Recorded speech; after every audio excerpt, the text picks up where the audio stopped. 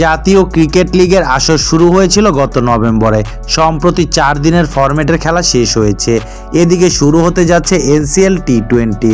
রাজধানীর একটি 5 তারকা হোটেলে এই প্রতিযোগিতার উদ্বোধন করেছে বোর্ড সভাপতি ফারুক আহমেদ। টুর্নামেন্ট শুরুর আগে এবার জানা গেল এনসিএল টি20 খেলবেন যুব এশিয়া কাপ জয়ী বাংলাদেশ দলের অধিনায়ক আজিজুল হাকিম তামিম। দুবাইয়ে ভারতকে হারিয়ে তার নেতৃত্বে যুব এশিয়া কাপ জিতেছে বাংলাদেশ। এনসিএল টি20 খুলনা বিভাগের হয়ে মাঠ মাতাবেন তামিম। বিষয়টি নিশ্চিত করেছে দলটির সহকারী কোচ সৈয়দ রাসেল। দুবাই থেকে দেশে ফিরেই টিমে যোগ দেবেন বলে জানা গেছে। এদিকে এনসিএল টি20 আইসিসি থেকে প্রথম শ্রেণীর ক্রিকেট হিসেবেও স্বীকৃতি পেয়েছে।